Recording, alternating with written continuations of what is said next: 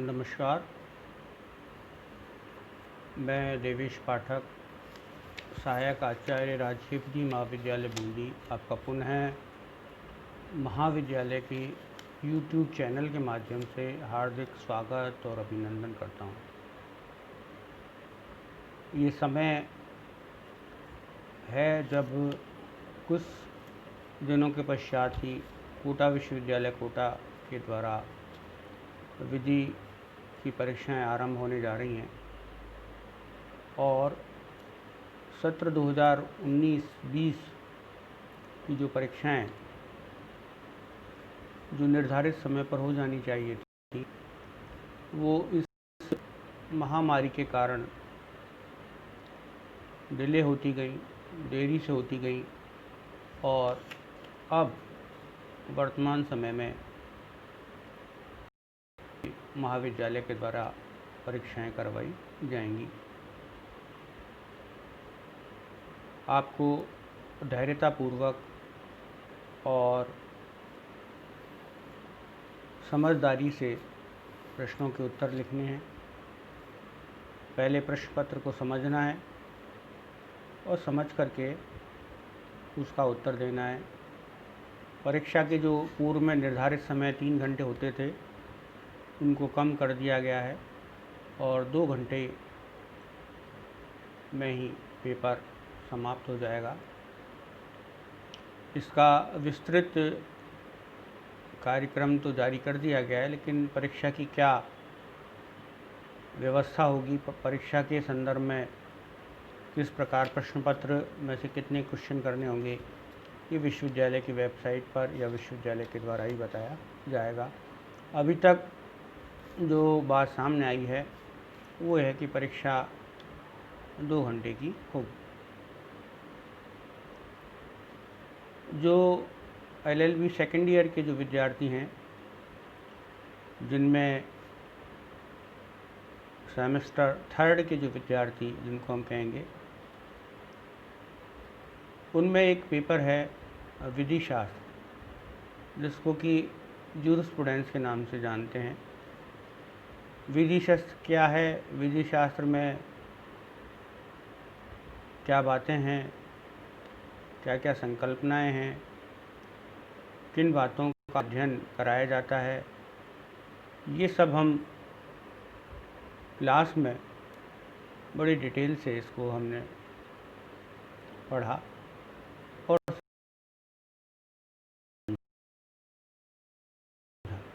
मैं आपको ये कहना चाहूँगा कि कुछ महत्वपूर्ण बिंदु हैं जिनको कि आपको ध्यान में रखना है। प्रश्न पत्र में कई बार विधि शास्त्र की परिभाषाएं पूछी जाती हैं। अलग अलग विधि वेत्ताओं के द्वारा विधि शास्त्र की जो परिभाषाएं दी गई हैं, उनमें क्या परिभाषाएं हैं, उनके बारे में पूछा जाता है, प्रश्न पूछा जाता है। तो आप परिभाषाओं के बारे में सबसे पहले एक प्रश्न तैयार करें, जिससे कि आपको उस विषय के बारे में, जैसा कि आप समझ रहे हैं, उस विषय के बारे में एक समझ जो है डेवलप होगी, एक समझ उसके बारे में जानकारी आपको हो। विधि शास्त्र के जो सिद्धांत हैं, उन सिद्धांतों में अलग अलग सिद्धांत हैं, अलग अलग विचारधाराएं हैं। प्राकृतिक विधि विचारधारा है, उनके विधि शास्त्री हैं, उनके द्वारा उसको यूनिवर्सल लॉ कहा गया है, सार्वभौमिक लॉ कहा गया है, इटर्नल लॉ कहा गया है। तो विधि शास्त्र के बारे में जो प्राकृतिक विधि के विधि शास्त्री हैं, उनके विधि शास्त्र के बारे में क्या विचार हैं, उनको आपको देखना होगा। एक सरसरी निगाह से आपको एक प्रश्न उस पर भी तैयार करना चाहिए। विश्लेषणात्मक प्रमाणवादी जो विचारधारा है,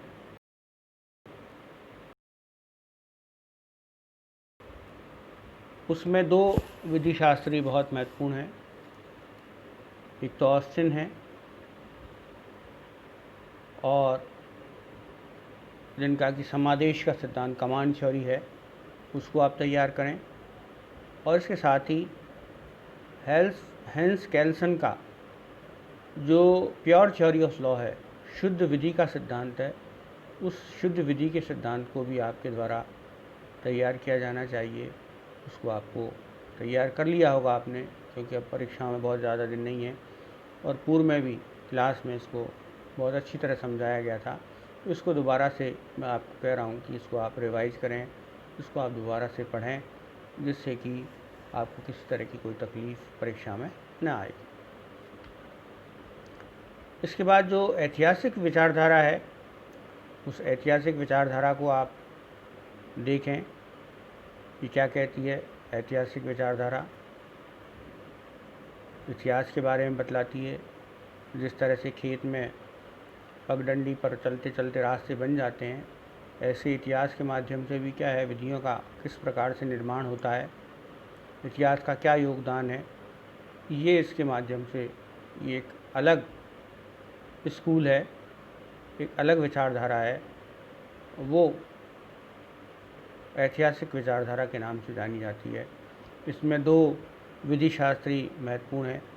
एक तो सैवनी, जिनका लोक चेतना का सिद्धांत है, इसको भी आप तैयार करें। और लोक चेतना क्या है, वोल्कास थ्योरी क्या है, ये आपको जानकारी जो है होनी चाहिए।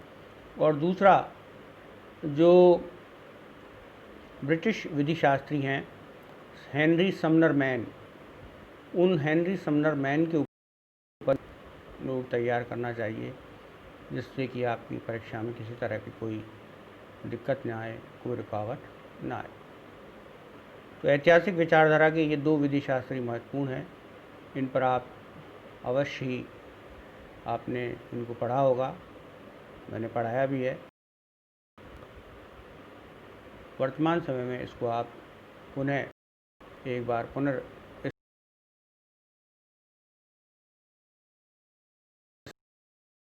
स्मरण का समाजशास्त्र है, उसमें सोशल इंजीनियरिंग का जो कॉन्सेप्ट दिया है डीन रास्कोपाउंड के द्वारा, उसको भी आपको ध्यान में लेना होगा और उसको पढ़ना होगा। सोशल इंजीनियरिंग क्या है, डीन रास्कोपाउंड की थ्योरी क्या कहती है, इसके बारे में आपको जानकारी लेनी चाहिए, जानकारी रखनी चाहिए और इस पर एक प्रश्न आपको तैयार करना चाहिए।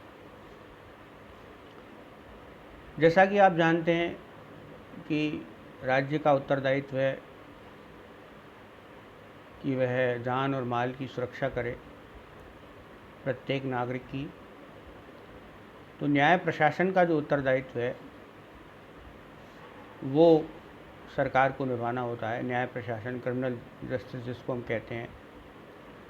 और इसमें दंड की विभिन्न थ्योरीज हैं। दंड जो दिया जाता है उनके पीछे अलग अलग संकल्पनाएं हैं, थ्योरीज हैं कि दंड क्यों दिया जा रहा है। तो वो आपको देखनी होगी कौन कौन सी जो है थ्योरीज हैं, जिसमें प्रतिकारात्मक है, प्रायश्चात्मक है, निरोधात्मक है, प्रतिशोधात्मक है और सुधारात्मक है। इस पर प्रश्न दंड के सुधारात्मक सिद्धांत को पूछ लिया जाता है, दंड के विभिन्न सिद्धांतों को पूछ लिया जाता है। तो इस पर आप एक विस्तृत नोट तैयार करें, एक विस्तृत प्रश्न तैयार करें और उसका मनन और चिंतन करें, जिससे कि आपको इसके बारे में जानकारी हो सके। इसको आप तैयार करें। इसके साथ ही सोर्स ऑफ लॉ, विधि के स्रोत क्या हैं। तो विधि के स्रोत में सबसे पहला जो स्रोत है रूढ़ि और प्रथाएं। तो रूढ़ि और प्रथाएं क्या होती हैं, रूढ़ि और प्रथाएं कब मान्य होती हैं, उनके लिए कौन कौन सी, रूढ़ि और प्रथा के लिए कौन कौन सा मान्य होने के लिए क्या क्या उसमें होना चाहिए, कितनी प्राचीन होनी चाहिए, सर्वमान्य कितनी चाहिए, ये सब बातें उसमें देखी जाती हैं। उस पर भी आप एक क्वेश्चन तैयार करें। न्यायिक निर्णय, न्यायिक पूर्व निर्णय जिनको हम कहते हैं, जुडिशियल प्रेसिडेंट, वो भी क्या हैं, वो भी विधि के स्रोत ले जाते हैं। विधि के स्रोत के तौर पर इनको भी लिया जाता है। जैसे कि सर्वोच्च न्यायालय के जो निर्णय हैं वो आर्टिकल 141 के तहत सभी न्यायालयों पर लागू होते हैं। तो जहाँ कानून मौन है और सुप्रीम कोर्ट का कोई जजमेंट वहाँ पर है, तो ऐसी स्थिति में उस मामले में सुप्रीम कोर्ट का निर्णय लागू होगा और उसके अनुसार ही निर्णय किया जाएगा। तो इस तरह से न्यायिक पूर्ण निर्णय भी क्या है, विधि का एक स्रोत है। आधुनिक समय में जो विधायन है, लेजिस्लेशन है, वो विधि का महत्वपूर्ण स्रोत है। विधायन के लिए क्या आवश्यक होना चाहिए, विधायन कब विधि का स्रोत बनता है, इन सब पर भी आपको एक तैयार करना चाहिए, एक विस्तृत नोट तैयार करना चाहिए। तो इस प्रकार से ये तीनों ही इम्पॉर्टेंट टॉपिक हैं, इन पर आपको ध्यान देना चाहिए और इन पर प्रश्न जो बन रहे हैं जो चैप्टर में, वो आपको तैयार करने चाहिए। इसके साथ ही विधिक अधिकार और विधिक कर्तव्य, तो दोनों एक दूसरे के परस्पर हैं। तो इसमें अधिकार और कर्तव्य क्या हैं, इस पर जो विभिन्न विधि शास्त्रियों की जो विश्लेषण है, वो आपको इस पर देखना होगा। इसके साथ ही व्यक्ति, लीगल पर्सन क्या होता है और लीगल पर्सन किसे माना गया है, क्या जीवित व्यक्ति ही लीगल पर्सन है, क्या जो आर्टिफिशियल पर्सन है वो भी लीगल पर्सन हो सकता है, जैसे कंपनी है। तो इनमें आपको ये देखना होगा कि विधिक व्यक्तित्व क्या होता है। सरकार की जगह हमने क्या रखा है, हमने राज्य को विधिक व्यक्ति माना है, तो क्या उसकी संकल्पना है, किस प्रकार किन किन व्यक्तियों को विधिक व्यक्ति के तौर पर मान्यता दी गई। इसके साथ ही जो संपत्ति का जो अधिकार है, उस संपत्ति के अधिकार में जो पोजेशन है, कब्जा है, उस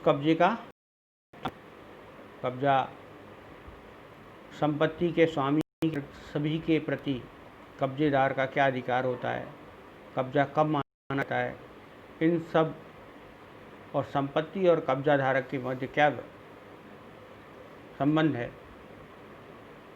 इनके बारे में भी आपको जानकारी रखनी होगी। तो मैंने एक थोड़ा सा आपको जूरिस्प्रूडेंस के बारे में कौन कौन से टॉपिक्स हैं उनके बारे में बतलाया है।